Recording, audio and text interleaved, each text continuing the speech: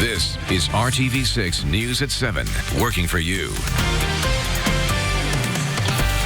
The city of Indianapolis will start rebounding from COVID-19 later this week, but the process won't be quick. Thanks for joining us here at 7 o'clock. I'm Mark Mullins. And I'm Amanda Starrentino. Today, Indianapolis Mayor Joe Hogsett confirmed the stay-at-home order for Marion County, as it is right now, will end on Friday. But officials want you to know the city of Indianapolis will move much more slowly than the rest of the state. Beginning Friday, the city will allow retail businesses and shopping malls to reopen at 50% capacity. Gatherings of up to 25 people will also be allowed. But unlike the state's order, the mayor says that limit will apply to religious services if those services are in person. Drive-up religious services, where worshipers remain in their cars, will also continue to be permitted, as well as many houses of worship who on their own have already planned to continue virtual worshiping. Here's a quick look at when other businesses will be allowed to open up. Beginning a week from Friday, May 22nd, in-person dining at restaurants will be allowed, but only with outdoor seating and proper social distancing. Indoor dining rooms will remain closed, and all restaurant employees must wear masks and other protective gear. Unlike the state's order, non-essential manufacturing and personal services businesses must remain closed. So that means hair salons, barbershops, and gyms will remain shut down. The mayor says he hopes to have those businesses open by June 1st. However, he is not releasing a timeline right now of the remaining phases of opening the city's economy. And the latest numbers now from the Indiana State Department of Health. Nearly 1,500 Hoosiers have now died from coronavirus. More than 25,000 Hoosiers have tested positive for the virus. Marion County still has the most positive tests with 7,703. More than 154,000 people have been tested in Indiana. And the Rebound Indiana is sharing options for small business owners that are struggling due to the coronavirus. Our Nicole Griffin is in Boone County tonight, where there is help available. She is finding out how loans through the county's Economic Relief Fund are helping businesses reopen. No Label Studio Hair Salon here in Zionsville is one of the very first businesses in the county to receive money from the Economic Relief Fund. I talked to the owner here about how this is making a difference in allowing her to reopen her doors. It was scary thinking, okay, how am I going to make rent? How am I going to be able to do other options like curbside color or our product sales with no income coming in at all? Rio White is the owner of No Label Studio, a hair salon in the heart of her hometown of Zionsville. She closed the salon for 8 weeks because of the coronavirus. During that time, White and her stylist weren't able to get unemployment benefits, and the salon did not get approved for a small business loan. She started to think reopening wouldn't be an option until she applied and got approved for a loan through the Boone County Small Business Economic Relief Fund. We're so grateful and so excited that today now we have we have everything ready to go. We have our color ordered. We have our rent paid. We have our bills paid. We're ready to open. Small businesses make up about 80% of the overall businesses in Boone County. We want to make sure that we can help as much as possible during this time. It is a smaller loan, but we believe it can serve as a bridge. It could serve as a supplement. Small businesses that have been open for 2 years in Boone County and have less than 30 employees can apply for a loan up to $10,000. The loans are funded by the Boone County Economic Development Corporation. Working for you in Zionsville, Nicole Griffin, RTV6. And the loan program in Boone County was already available before the pandemic, but the Economic Development Corporation repositioned it to make it an emergency relief fund. For the last few weeks, they've been fundraising and have had private donors as well as Whitestown and Lebanon donate money to get it to $140,000. And the Hamilton County Commissioners and Council have created a fund to help small local businesses begin to rebound from the pandemic. There's $250,000 in the fund. Grants of up to $10,000 will be awarded to businesses based on need. The grants will go to businesses forced to close during the pandemic to help with payroll, utilities, rent, mortgage payments, and the like. Applications are due by close of business Friday, May 22nd. More info and applications can be found on the Hamilton County government website. While millions of people are still waiting for their stimulus checks, some are getting checks that don't even belong to them. Jay Tilden of Beech Grove already got his stimulus money via direct deposit, so he was surprised when he got a paper check in the mail for his mother, Lillian, especially since Lillian died 2 years ago. More so, I just thought, this is crazy. Like, I can't believe that I'm getting a check for this particular situation when she's been gone for 2 years. Call 6 Investigates did some checking and found the IRS issued new guidance on this on May 6th. If you get a check for someone who died, you should write void in the endorsement section and the back of the check. Then you should mail the voided Treasury check immediately to the appropriate IRS location. Most of us staying cool and stuck in the 50s today, where you did see a little bit of sunshine around Kokomo. You made it into the 60s, and it's 62 in Muncie, but those clouds have been moving in from the south. We're at 58 right now in downtown. You can see those clouds continuing to fill in, but it looks like the rain for now is going to stay near and south of the Ohio River. So if you are going to be heading out this evening, we've got temperatures in the middle 50s with those mostly cloudy skies. We'll talk about the chance for some stronger storms going into tomorrow. The aftermath of a police shooting continues to loom over the city of Indianapolis. Coming up, local pastors have a new message they hope will bring a community together. Plus, a longtime customer wanted to give back to her favorite restaurant, and she gave back in a big way. How that gift is helping the restaurant's workers survive the pandemic. CERF.org. This is RTV6 News at 7, working for you. Local clergy continue to call for peace in the streets of Indianapolis. It's been 1 week since Metro Police shot and killed 21-year-old Dre John Reed after an early morning chase on the northwest side. Police say Reed fired at the officers first. That shooting prompted protests and calls for justice from Reed's family and members of the African-American community. Today, a group of pastors gathered near 62nd and Michigan Road where police shot Reed. They say while this case is being investigated, it's more important than ever that the community come together as one. We are all a part of this city. We pastor in these communities, and when these things happen in this community, they affect us at a larger rate. It's not just a news story for us because we pray with these families. We bury the loss, and we are counselors to these families, and it's affecting our community, and we want to be a part of the change that's to come forth. And we want to make this community a better community for our families. The Marion County prosecutor has called for an independent prosecutor to investigate the shooting.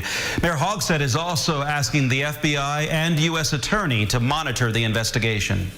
She said she thought of us as family and worried about the restaurant and worried about her place that she came every week and what we were going to do. A longtime customer of a local restaurant decided to pay it forward, giving back to the workers who are trying to make ends meet during this pandemic. RTV6's Cornelius Hawker talked to one of the owners of Ruth's Cafe on the north side, who shares what the moving gesture means to them, especially during these tough times. In the envelope, she had, $1,200 in cash. She took her host stimulus and in cash, gave it to us to use however we felt we needed to use it. Sandy Schimmel was not expecting this lump sum of money from one of their regular customers. I ended up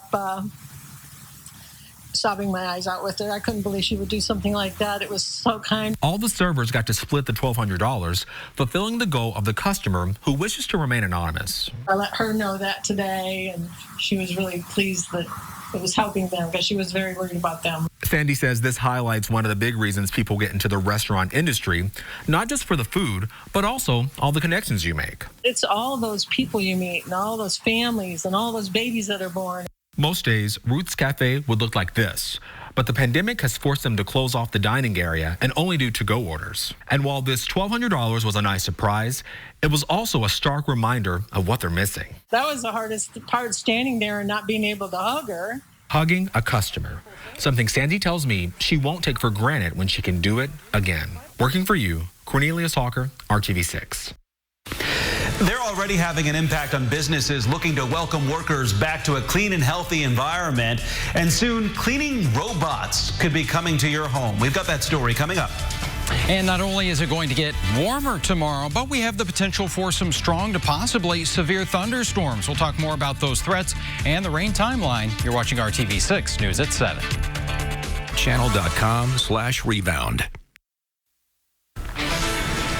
It's a 1-2 punch for people already struggling in this economy. Food prices are rising at a rapid rate. A government report shows prices at the grocery store rose 2.6% last month. That's the biggest monthly increase since 1974. Meats, fish, poultry, and eggs shot up the most for an average of 4.3%. More people are buying groceries due to social distancing measures, and that's led to costly supply chain disruptions. It's something a lot of us have dreamed about, a robot that will come and clean. The coronavirus has made cleaning robots a reality for many businesses now. Amanda Brandeis shows us how they work and when they might be available for your house. Some of the places most familiar to us now feel foreign, like empty airports or the sight of customers wearing masks inside grocery stores. Shoppers will demand cleanliness, demand hygiene, demand sanitation. Eugene Ezhikevich says in the past, cleanliness was about aesthetics. Now it's about safety. He realized a long time ago that some of the most mundane cleaning jobs were the most critical. We wanted to focus on robots that do a task, do something boring, but something useful. So they turned machines that used to need a driver into fully autonomous vehicles. Equipped with artificial intelligence, they operate like a self-driving car. Right now, those are the most needed robots. Robots that clean and disinfect. BrainCore robots were already in stores like Walmart and Kroger before the pandemic. Now demand has spiked as businesses adjust to the new sanitary norms. The robots can clean stores with precision while allowing employees to focus on other critical jobs. Their autonomous floor scrubbers deployed across the country are doing 8,000 hours of work a day. Robots don't cut corners, they don't have bad days, they don't get viruses. Other businesses are turning to germ-zapping robots without brushes or mops. Commonly used in hospital operating rooms, the Xenix robot uses pulsed ultraviolet light to disinfect. Retail environments, malls, airports want to deploy the same technology. These businesses are also considering electrostatic sprayers, which mist disinfectant across wide areas. Ezhikevich says this too could be done by a robot. But AI cleaning robots to disinfect your whole home, experts say, are several years away. This is absolutely going to be the future. Robots allowing us to worry less about cleaning and focus more on what matters. In San Diego, I'm Amanda Brandeis reporting. So far, this month hasn't felt very May-like, and today we continued with that cooler than average theme. In fact, Indianapolis only getting into the upper 50s this afternoon, but that southeast breeze around 15 miles per hour is going to start to bring in some of that warmer air. Where you had a little more sunshine today, that's where we find the warmer temperatures. 63 right now in Lafayette, 62 in Muncie, while you're at 55, locked into those clouds in Bloomington and Columbus. Tonight, temperatures are not going to be nearly as chilly as they have been the last several nights. We'll settle back into the lower and middle 50s. So for some locations, that means your temperature will not move much at all. And yeah, it's been a while since we've seen temperatures even get into the 70s. May 3rd, about a week and a half. That's the last time we had a high of 74. Tomorrow, though, we're going to warm, and we'll do so pretty quickly here as we go through the forecast. Those temperatures are already going to be into the middle 70s for the lunch hour. Notice we could have a few of those rain showers, maybe a rumble of thunder in the morning, but a lot of dry time in tomorrow's forecast as temperatures will continue to surge with a breezy southwest wind. We're looking at afternoon highs right around 80 degrees. We'll call for a high of 80 in Indy, 82 in Columbus. So it'll feel a little bit like a heat wave here, a little more humid as well. Temperature 76 in Peru and the Kokomo areas where you may see that rain move in a little bit earlier in the day. Here's a look at TrueCast, and again, we've got that chance for a few showers in the morning. This is 7 o'clock. You can see around the Putnam County area we're dealing with some of that rain, and that will continue to move east through the region as we get into the early afternoon. We'll kind of dry things out before another band of some showers and thunderstorms swings through here, and then as we get into tomorrow night, I think a little more widespread rain will move in. It should kind of weaken as it moves through, but still we could have an isolated strong to severe storm. That slight risk of severe weather just north of Indianapolis, marginal risk for areas to the south. gusty winds, possibly some large hail in some of those storms. So that's something we'll be watching for in a more active weather pattern coming our way. We've got rain chances that are going to last right into the upcoming weekend with those highs in the 70s. So at least the warmth is going to stick around. Briefly cooler on Monday, and then those temperatures rebound as we get a lot of May sunshine here going into next Tuesday and Wednesday with highs in the 70s. The news at 7 continues right after this. Donato's. Every piece is important. We Are Open Indy introduces you to restaurants around central Indiana, open and ready to serve you. Indiana grown, shop local, and farm to table are concepts a Noblesville business takes very seriously. RTV6's Brad Brown explains when you support all local market, you're supporting other hardworking Hoosiers as well. Nestled on the Courthouse Square in downtown Noblesville, All Local Market is all Indiana all the time.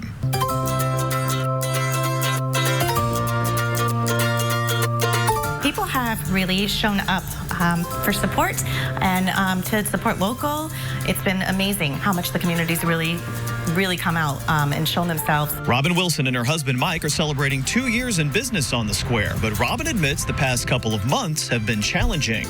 Being here and just not having the same kind of pedestrian traffic and lights off in places, and knowing that the restaurants can only do carry out. It's been odd. Just a strange feel. The name All Local is the real deal. The eggs and milk are from just up the road in Rusheville and Sheridan. The coffee beans are roasted in Cicero. We just brought on Dark Side Roasters. That's been a huge hit. Everybody that's come in has been like, we are so glad you are carrying Dark Side Roasters. The meats of all sorts coming from Hoosier family farms as well. They're keeping close relationships with each one of those producers. Now more than ever, it is so important to really utilize what's inside your state lines. How can you help out your agriculture community right here in your own state lines? So it's very important to us to make sure we're getting good quality, clean food on people's tables. The Wilsons are also supporting local artists and craft makers, another touch of Indiana pride on display. My hope is that people will continue that this pandemic isn't just a time where people are reaching out to small local businesses. I hope this is something that continues. Robin told me cases of XXX root beer from Lafayette and Matou's egg rolls from Noblesville have been a couple of her hottest items. You can check the All Local Facebook page for product availability. They're open Tuesday through Sundays on the Courthouse Square in Noblesville. Let's give you a couple of updates about restaurants we've also covered recently. Quack Daddy Donuts in Pendleton has reopened their dining room. Alexis says they had a very busy first day. You can stop by and grab a dozen of your own. And the Oasis Diner is seating customers once again, spreading things out inside. Seats on their patio as well once the weather is right, and their breaded tenderloin is still one of the absolute best. You can visit them in Plainfield. Working for you, Brad Brown, RTV6. When diners return to one Washington, D.C. restaurant, they might have to deal with a lot of dummies. The chef at the Inn at the Little Washington plans to fill some empty seats with mannequins. Yeah, the restaurant can reopen at the end of the month, but we'll have to follow capacity restrictions. The chef says the mannequins will serve a dual purpose of making the room feel more full and give the guests something to talk about. Well, that's the weirdest, eeriest thing I've heard today. Most of us have been cooking at home since the pandemic began. That includes cooks of all ages, and we do mean of all ages. Take a look.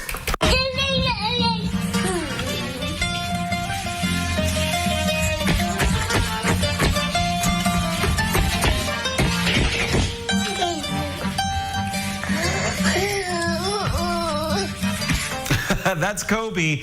He's the son of radio personality Ashley Wayan in Virginia. She's been posting a number of videos of him cooking a number of things from pizza to pineapple vegetable kebabs, and Kobe is racking up quite a few views online. Bon appetito. Yeah, we've got some pizza maybe in the dinner forecast here. We've got some chances for rain coming our way as we go through the next several days. A few thunderstorms as well, but at least it's going to be warming up. We got those highs around 80 tomorrow and then in the 70s through the weekend. That made me hungry. Thanks for making RTV6 your choice for news. We'll see you tonight at 11.